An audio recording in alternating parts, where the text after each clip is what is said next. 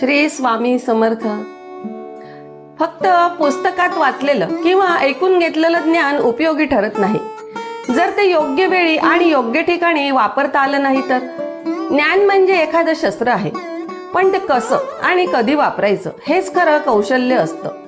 उदाहरणार्थ, एखाद्याकडे औषधांचा भरपूर अभ्यास असेल, पण योग्य वेळी योग्य औषध दिलं नाही तर रोग बिघडू शकतो. त्याचप्रमाणे एखाद्याला देवाचं, परमेश्वराचं, अध्यात्माचं खूप ज्ञान असेल, पण जर ते संकटाच्या क्षणी आत्मविश्वासाने वापरलं नाही तर ते केवळ आठवणीतच राहतं.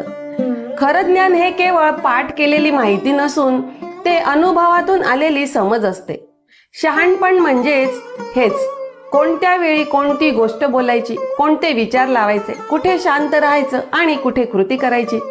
ज्ञानाचं सामर्थ्य तेव्हाच दिसून येतं जेव्हा ते कृतीत उतरवलं जातं, अन्यथा ते डोक्यात साठवलेलं एक बोझं बनून राहतं. म्हणून म्हणतात, केवळ ज्ञान नसून उपयोग नाही, ते कसं वापरायचं हे समजणं म्हणजेच खऱ्या अर्थाने ज्ञानवान होणं. शेवटी खरा ज्ञानी तोच जो योग्य वेळी योग्य शब्द आणि कृतींचा वापर करतो. तेव्हाच त्या ज्ञानाचा प्रकाश स्वतःलाही आणि दुसऱ्यांनाही मार्ग दाखवतो. श्री स्वामी समर्थ.